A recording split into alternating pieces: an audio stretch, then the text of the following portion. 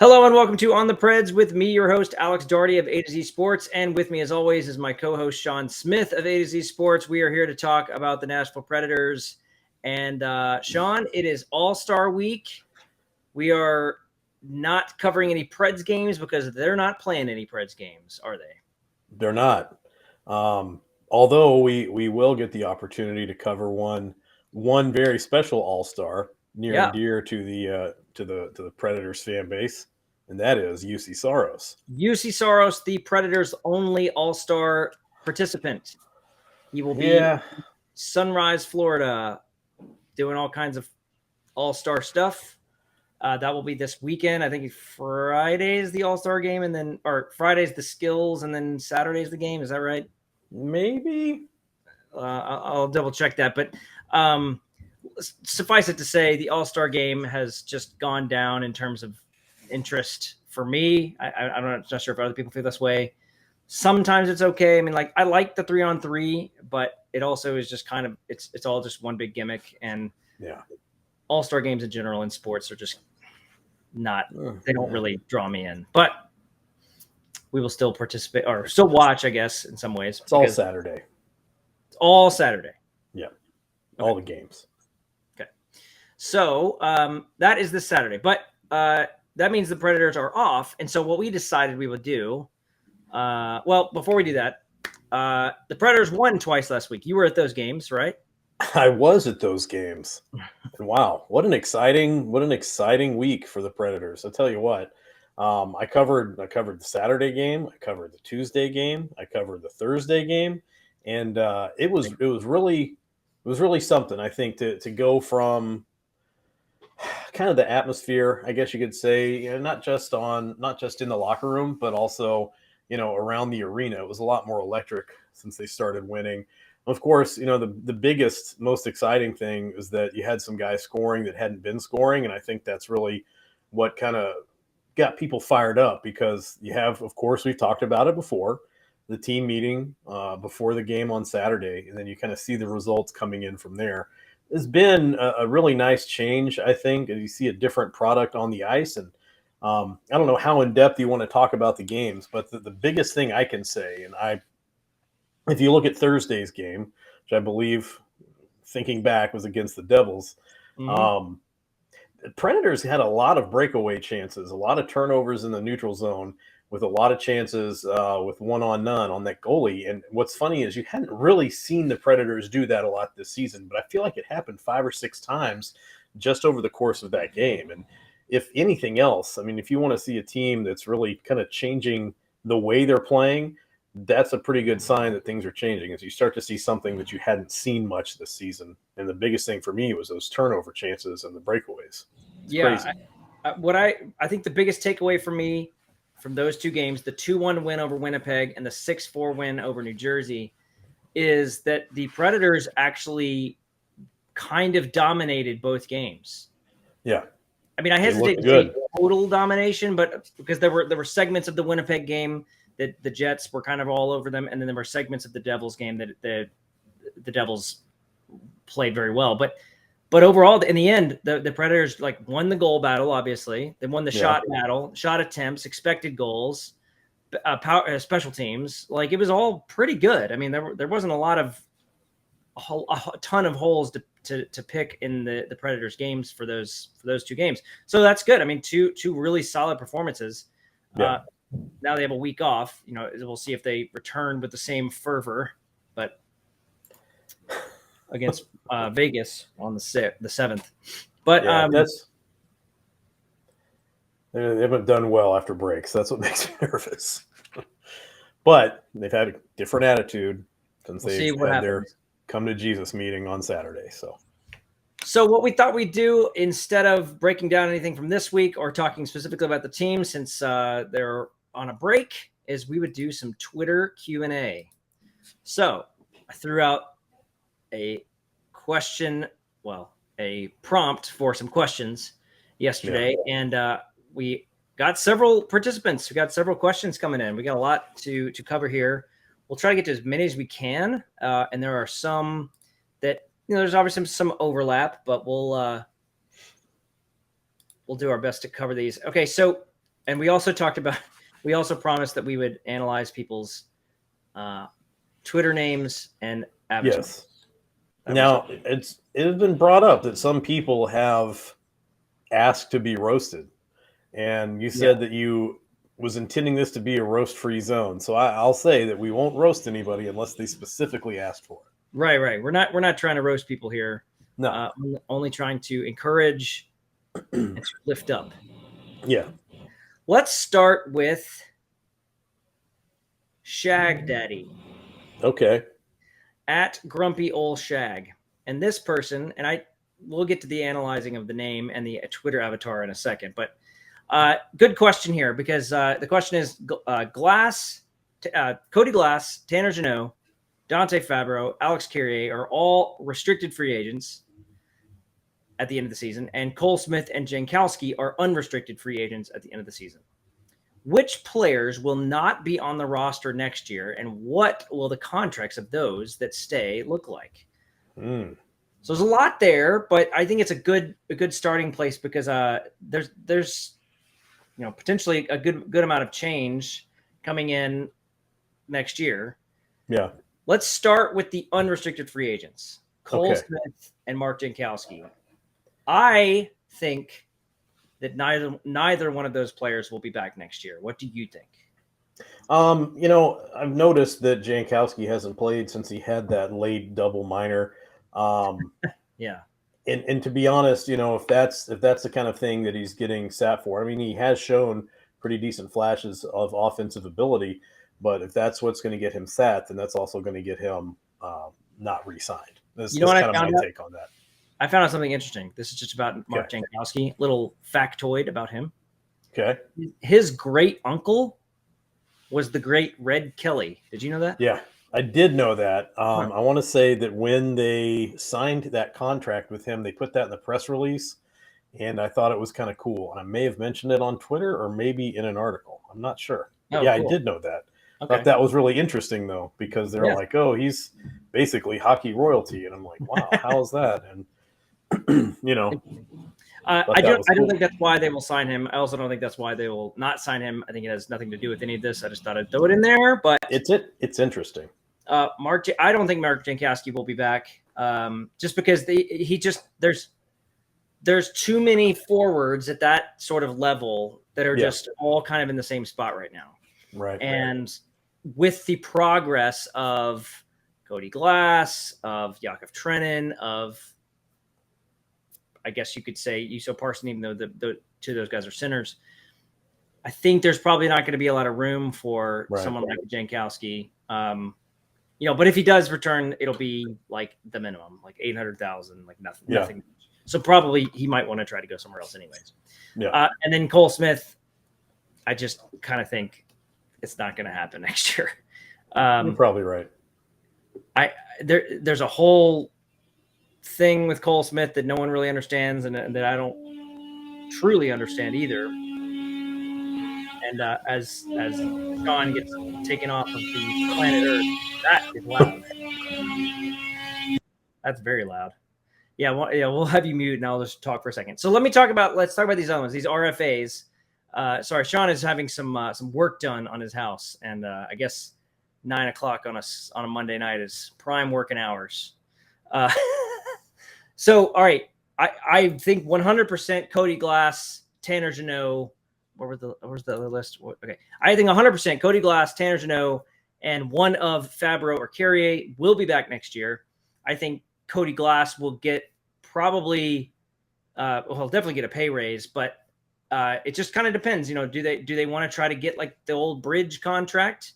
He's 23 years old.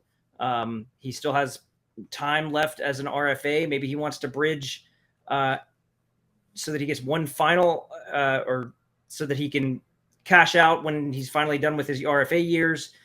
Or maybe the Predators want to give him a lot of money in the short run just to see if he can a prove it contract, so to speak.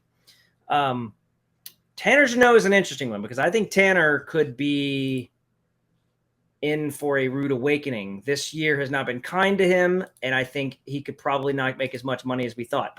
Last year, I would have pegged him no-brainer. He would definitely make a minimum of $3 million a year. just what he brings, maybe even more.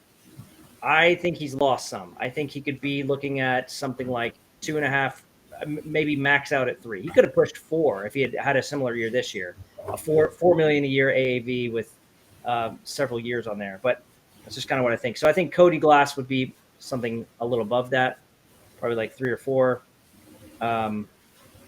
per year, and then Tanner Jeannot less than that. Fabro and Carrier, I don't think both of them are back. I think Carrier is going to be back. I think Fabro will be gone. Whether they trade him or trade his rights, they have to pay him $2.4 million as a qualifying offer. So you're looking at Glass, yes. Jeannot, yes. Fabro, no. Alex Carrier, yes. Cole Smith, no. Mark Jankowski, no. What do you think? I probably agree with you on that. And I think the biggest thing, and just to add about Jeannot, is that despite the fact that fans love him and people talk about, for example, and I don't mean to go into this discourse again, but people talk about Cole Smith getting a really long leash from John Hines. Tanner Jeannot has a really long leash with fans. And I think it's interesting because as much as fans love him, the on-ice results haven't been there this season. And so all of the things that everybody loved about Jeannot from last season, most of them are carrying over except for the production. And that's where I think, okay, he still does a lot of the things you want him to do, but that production's dropped off the face of the earth. I mean, it's nowhere near what it was. And I think he's on pace for maybe 10 goals because he has 5, right? Sounds about right. He's on pace for 10, and he was in the I think 24 last season. I mean, he just scored one, so it's like he was barely there. Yeah, so it's it's a different world, and if you want to talk about, okay, here's a guy that can do it all, you can't have that conversation anymore unless things turn around, because you have that one season which apparently is an offensive anomaly, followed up by this season, which is this a return to the mean, or is this just way below what he should be? You really don't know. And so with all those questions, I don't think you feel confident with a long-term contract or B, a high AAV contract either. So, right. I agree with you everywhere else, and I agree with Jeannot. I just wanted to add that in because. Speaking of Jeannot, let's talk about Grumpy Old Shag's Twitter profile picture. I'm assuming you know what that picture is. Can you see it? With the actual avatar? Yeah. That is. Yeah. Is that Jeannot, and is that Letang? Yeah, that is from probably one of the biggest highlights of last year, definitely for Jeannot, and maybe of the whole season, was Tanner Jeannot's monster hit on Chris Letang against Pittsburgh in Pittsburgh. I mean, that was like, I put a video of that one. It did really well. That was one of the biggest hits that I've ever seen. Open ice, just destroyed him. That was an amazing hit. So, extremely good taste in the profile picture, Shag Daddy, and good, solid name. I would give the name a B+. I like it. So I like it. Let's move on to okay.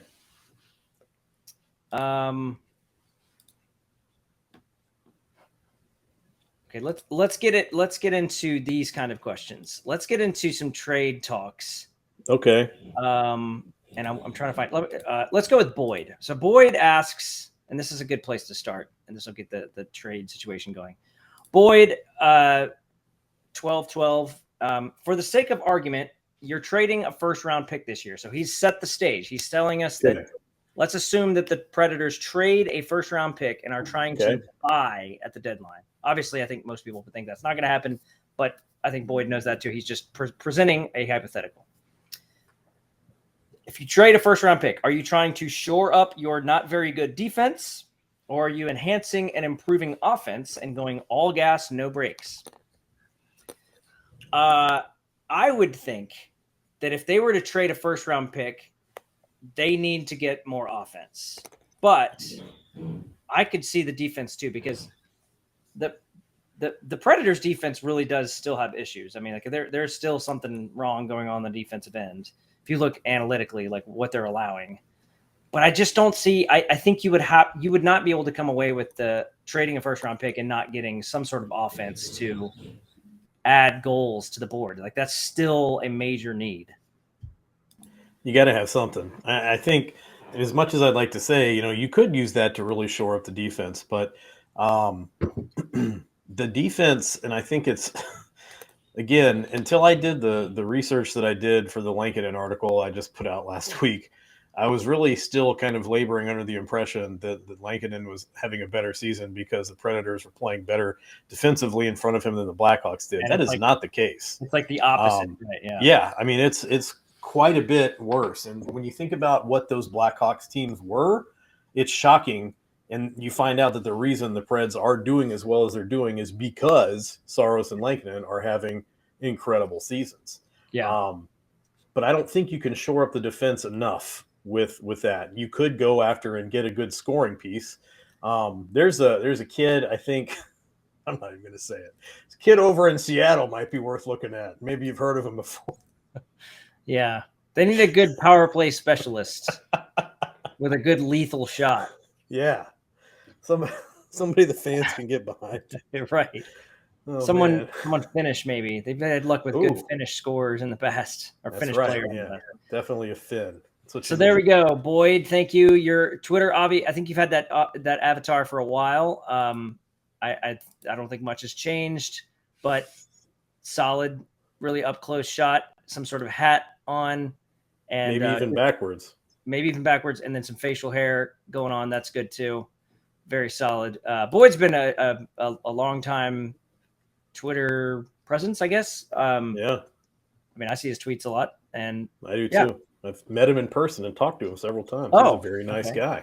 Yeah. All right. Like him well, a lot. There you go. Solid. Thank you, Boyd. All right, so let's go to the next one. This is along the same lines. This is coming from Brad D Pro.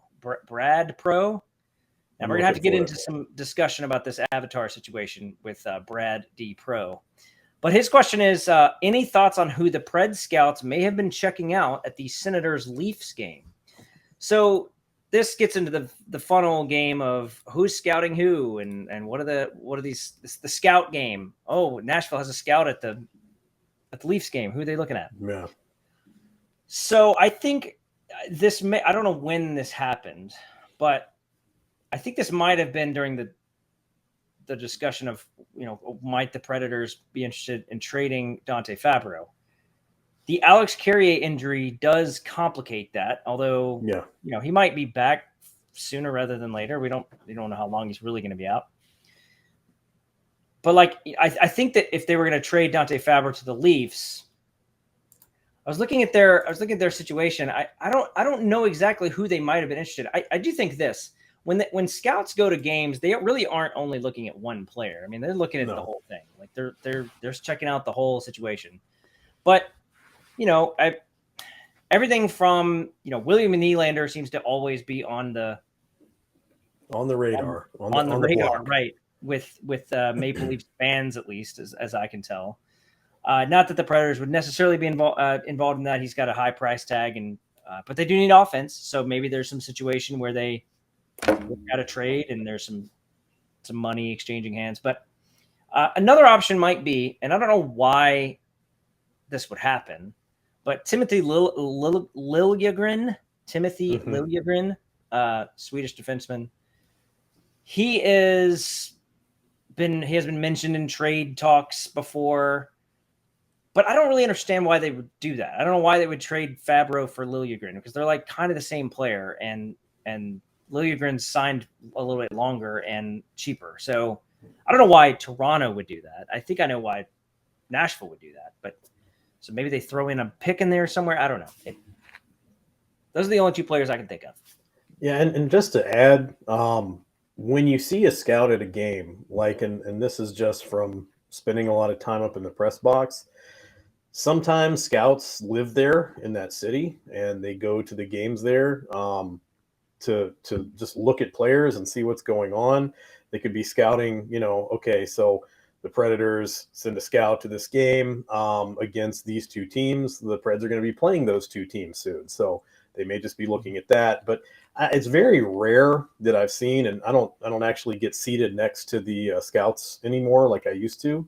But if you recall, back when Craig Smith was still with the team, and it was looking like they might go the route of being sellers at the trade deadline. I remember sitting next to a scout from Tampa Bay, and he was exclusively watching Craig Smith and taking all kinds of notes on Craig Smith.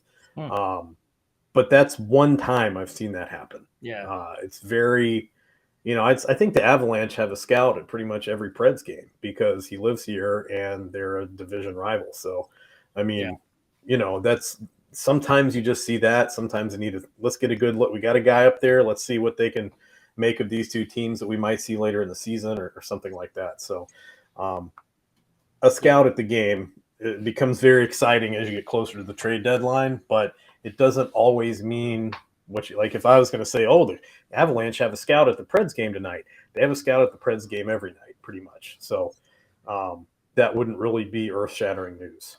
Right. On the Twitter handles front, Brad D Pro, I don't really know what that means. I guess like a first and last name kind of thing.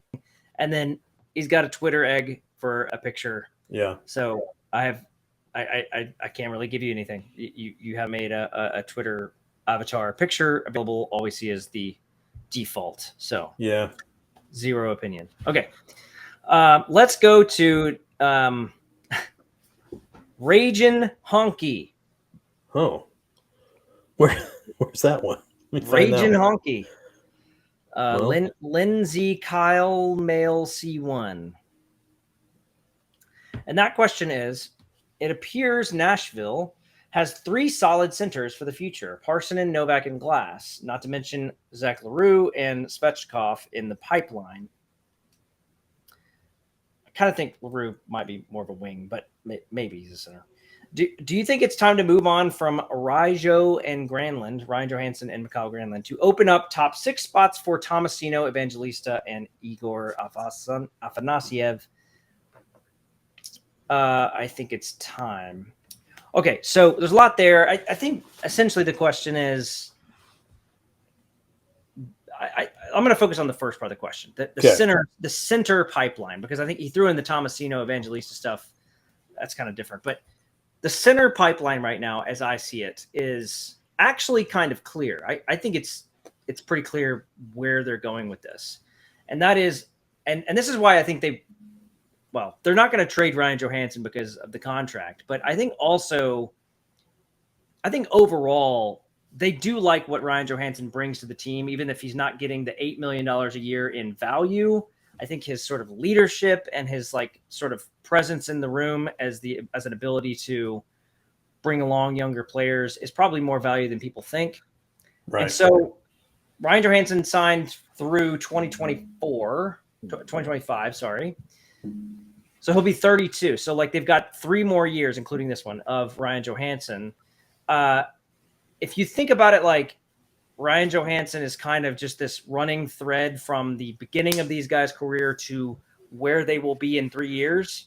And in 3 years, presumably, they'll be ready to move on from Ryan Johansson and be able to do everything themselves. That's a really good amount of time to have the 4 of them kind of work together. Johansson will not be the top line center at that point, but probably by this time next year, he's definitely not going to be. It'll be Glass, it'll be Parsonen, maybe Novak, maybe Tomasino, maybe someone else. And Mikhail Granlund is just not really a center anymore. I mean, he plays that position sometimes, but he really is just more of a wing. And I just don't see him playing that traditional center role. But whereas I do see Glass, Parsonen, and Novak doing that. Yeah, I'm going to agree with you on that. And I think too, the recent comments in the locker room about the meeting, we keep going back to this meeting. You had Roman Yossi, you had Matt Duchene, you had John Hines all talk specifically about Johansson's leadership.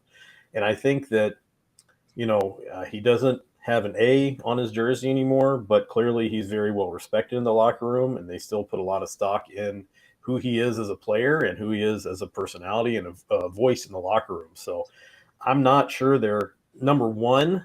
That would be a hard contract to trade right now, I think. Number 2, I don't think they're ready to move on from him. He does get stuff done on the ice. I mean, it's not like he's just dropped off the face of the earth or anything. Yeah. So I don't think they're ready to move on from him. his production is down, not where you'd want an $8 million center. But I also think between those two, I think Johansson is just makes more sense to be around. And yeah, they're not going to trade it. They're not going to buy it out. That would be way too painful. But the Granlund one, he's signed through. Just double check that. Granlund is signed through the same year, so they have Granlund throughout that year. But I think that would be more likely. You could probably be more likely to trade that one because I think 5. I think that's a movable contract. But I don't know if it's movable right now, but it's. But also Granlund is not a center. True. He doesn't really play center anymore. He can take faceoffs from time to time, but he doesn't play that role. I mean, I think it's pretty much going to be moving forward, Glass, Parsonen, and Novak. And that's really good for the Predators because that's a 23-year-old, a 25-year-old, and is that right? Is Novak 25? I think so.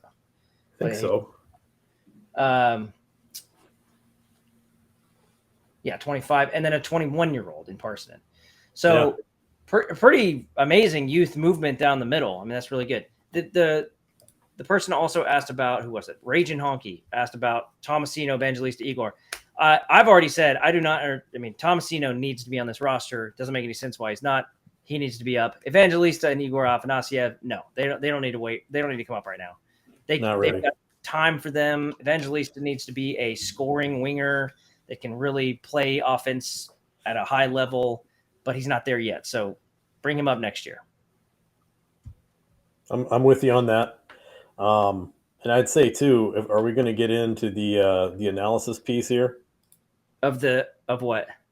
Of the handles and the pictures. Yeah, go ahead. Because let me just say, it's not necessarily the profile picture here, but I guess the header picture, pretty sweet Jeep that this fella has. I'll tell you that.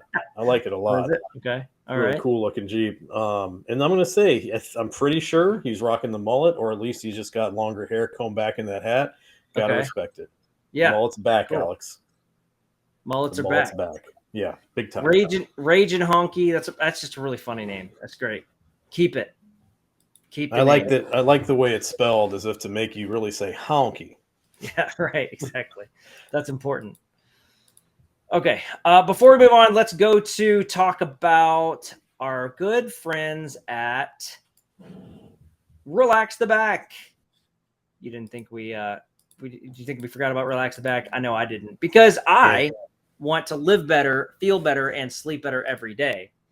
And so if I do want to do all those things, I want to check out Relax the Back, because I know they've got customized comfort options for everything you need, for the office, for relaxing at home, for sleeping at night, all of it right there in the store at 2020 Glen Echo Road. They have ergonomic office chairs, these zero gravity chairs that you sit in them, you pull the lever, you move back into this really relaxed position, you'll fall asleep within 15 minutes.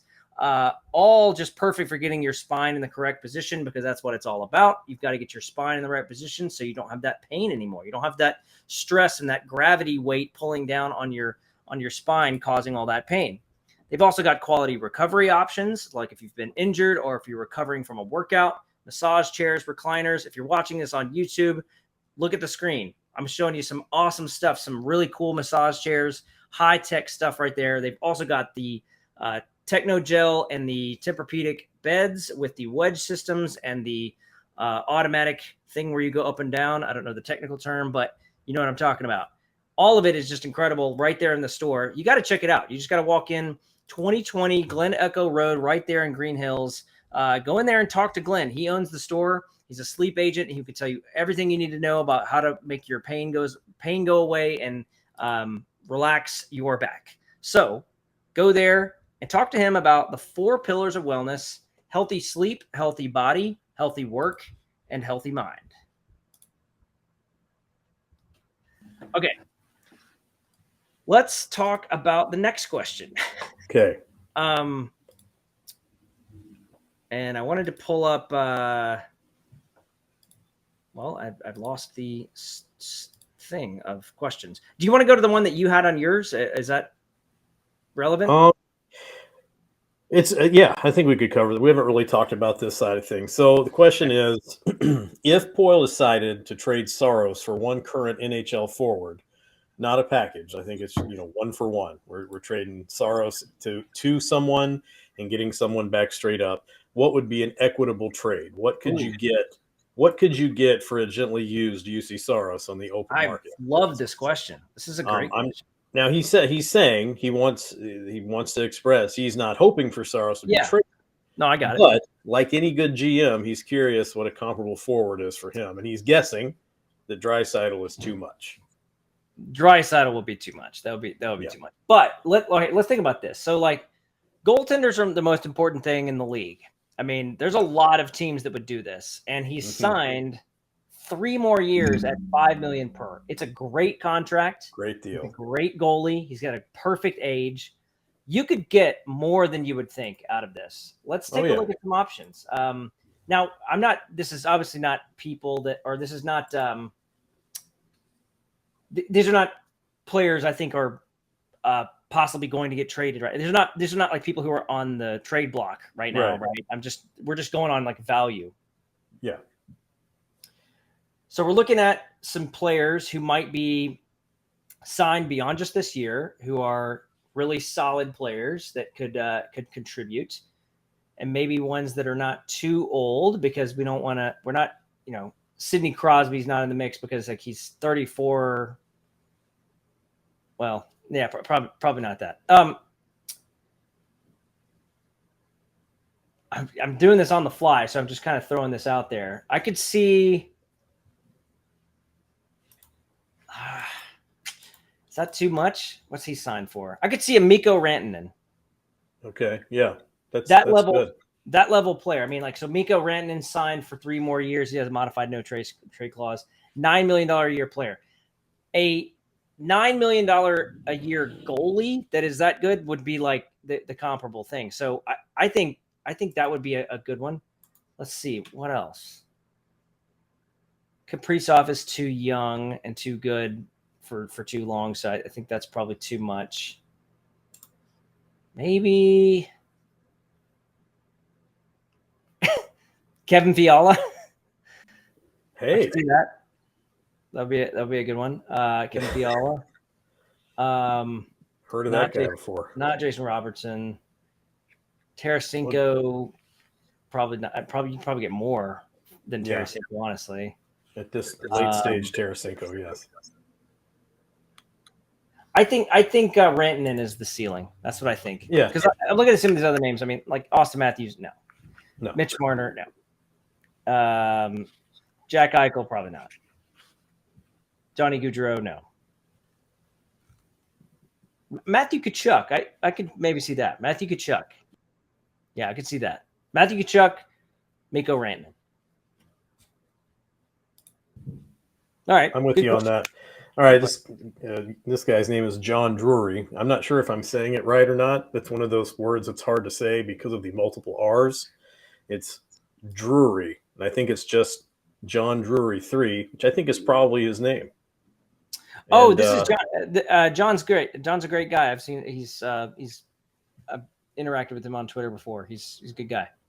Yeah, and if you're looking at his says this is pertinent here because he's a retired shrimp monger and veggie farmer, and I believe he's wearing a shirt in this picture that says "Farmy" in the style of Army, which farmers are the backbone of our nation, Alex. I don't know if you knew that or not. And I always got to support the farmers, of course, that farming in my family a few generations back, so I know how laborious that job can be. But tell you what, the benefits that come out of that really benefit the entire country. It's what makes our nation great, Alex. So big props to this guy for being proud of the fact that he's spent some time in the agriculture industry. Good deal. Yeah. Good one. That was a good one. I like that. Okay, so this should be a quick one. At Strange Purse, Strange Reluctant Hockey Enjoyer, asks, with the Subban tribute coming up, what are your favorite Subban moments, both on and off the ice? This might take just a second, but because there are a lot.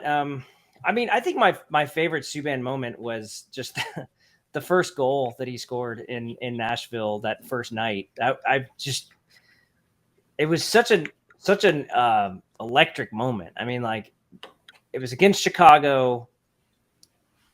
The place was packed. Everyone was excited to see this guy, and he just has this monster of a slap shot go in, and he does the celebration, and it was just like it was awesome. It was a really cool moment. That might be my on ice. Let me if you want to give your on ice moment, I'll think of an off ice moment. Okay, Actually, I think my favorite on ice moment, and it's funny because it wasn't.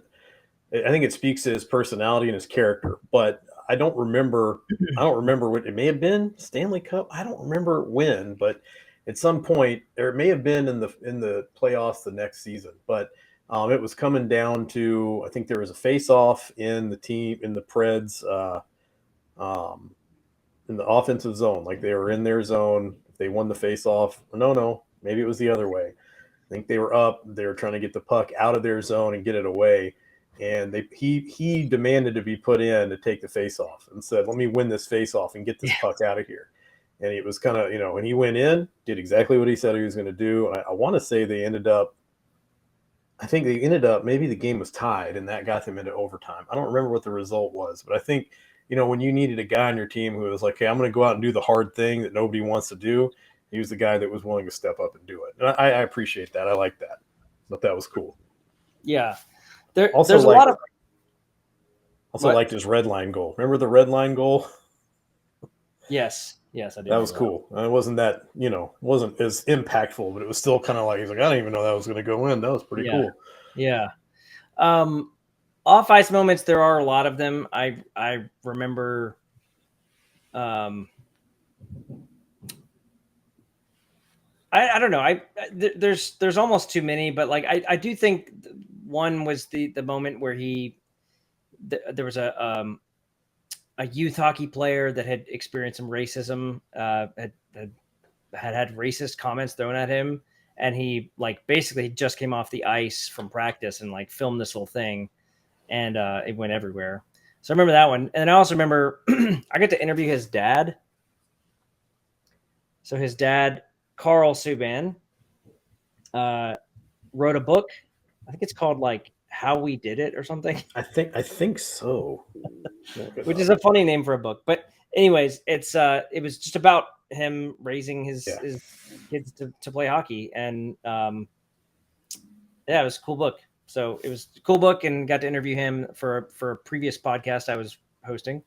And that was fun. So not really a Subban moment, but a Subban's dad moment. His dad's very fun. So it's called How We Did It, the Subban Plan for Success in Hockey, School, and Life.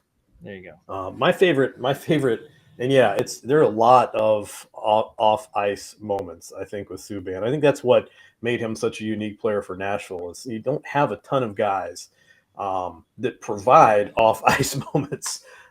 Everybody pretty much, tries to keep their head down and go to work, but Subban was willing to put himself out there. And I think one of the things that I really enjoyed back when I was first starting with On the Forecheck, right after you hired me, they were doing like a community day before the 2017 season started, and I went out to go to some of the events. And one of them was he was serving Italian ice at an Italian ice place in Nolensville, and that ended up being strangely, it's like, okay, I'm going to go out representing this website for the first time.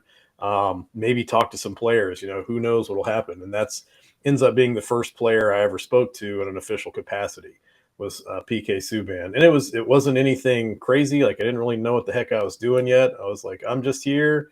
Don't know if I'm going to talk to anybody, but they're like, oh yeah, sure. We'll grab him when he's done and you can talk to him all you want. And it was just, I felt very out of my league. It's like you go from, this is my first official capacity, anything. And you don't just get to talk to a player, you get to talk to the player. It was really cool. And he was very, just like he appears to be. He's very friendly. He's very outgoing. Went out of his way to make me feel comfortable. You know what I mean? Oh, yeah.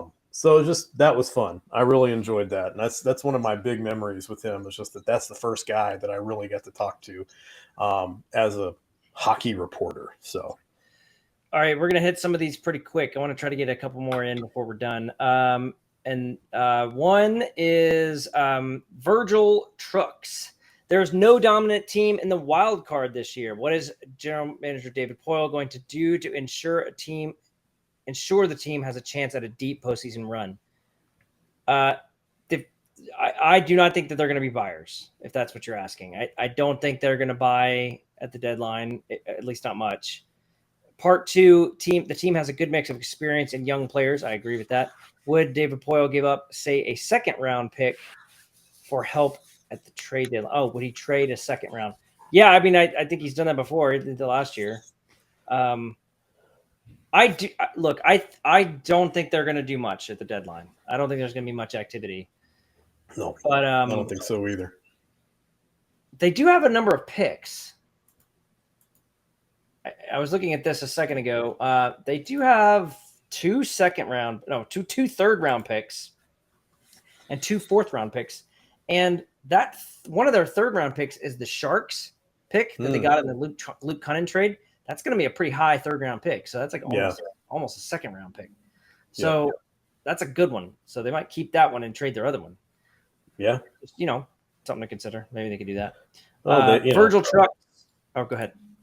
I'm just saying you'd end up with something comparable. I think is, you'd lose that pick, but then you'd get another pick. You'd have another pick to spare, so it kind of worked. You kind of even out. That's all. Right. Virgil Trucks has I'm not sure what's going on in his Twitter picture. It's the Rat Pack. Oh, I see that now. Yeah. Now. I thought it said E-Rat something, like Martin E-Rat.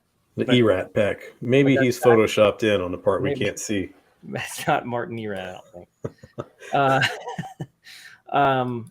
But you're right. That's definitely the Rat Pack thing. Okay, another one quickly.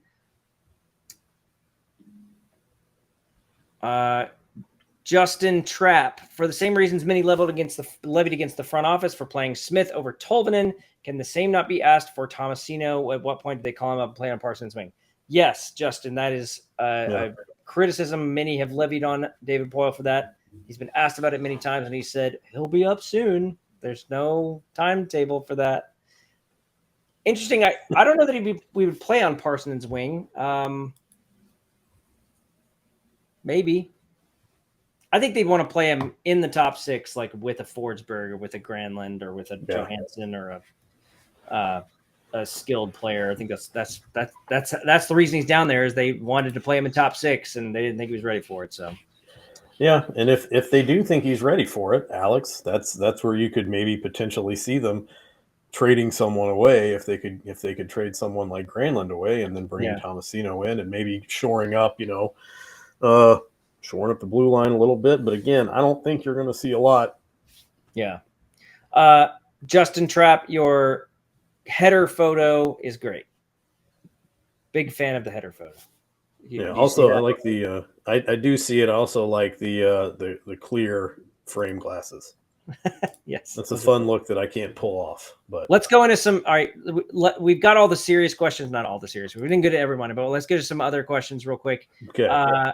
First of all, should we talk about old Brian here? Oh yeah, he requested specifically. So Brian wants us to talk about. Let's answer this question. I think UCR is being overused, especially since Kevin Lankin's doing well. I don't think he's being overused. I think, as long as you're not putting him on a back-to-back, which you should never do, I think he's fine. Yeah, it's funny. I think you've got, for so long, you had Pecorine and UC Saros as your 1A, 1B. I think a lot of people are used to that you could kind of start either guy on any given night and you'd probably be okay.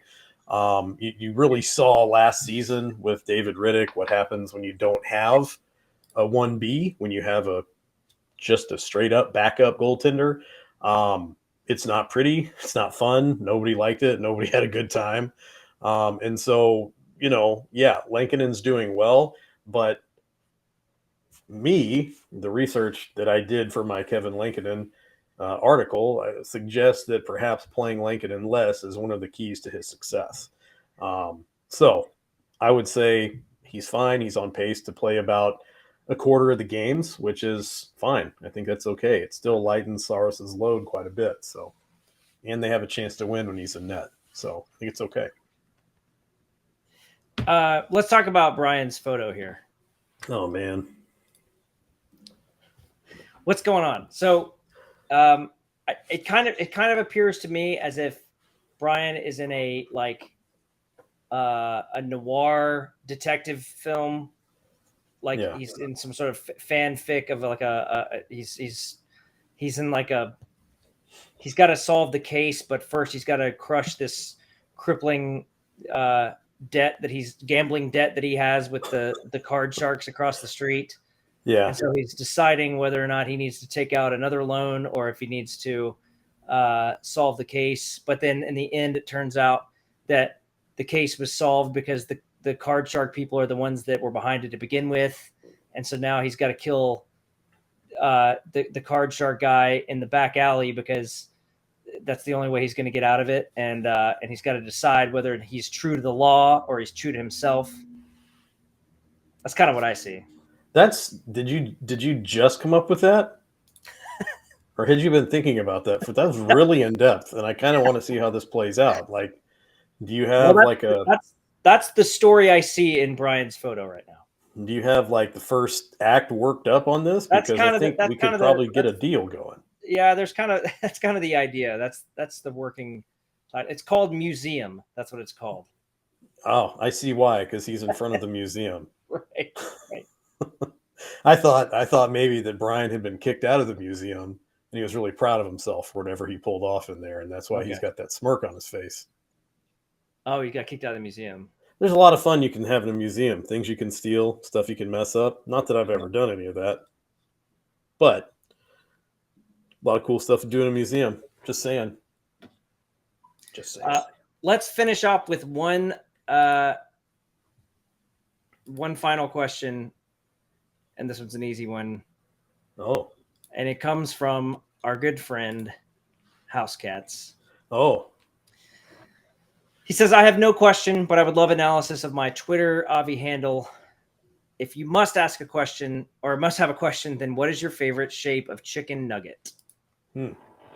Now, I noticed that he doesn't ask what's your favorite shape of chicken McNugget. So we're not talking about the boot and the bell and all that jazz. I think we're talking I'm a big fan of the Chick-fil-A boulder, like the boulder shape, where it's just like a rock, a chicken rock. It's a nugget.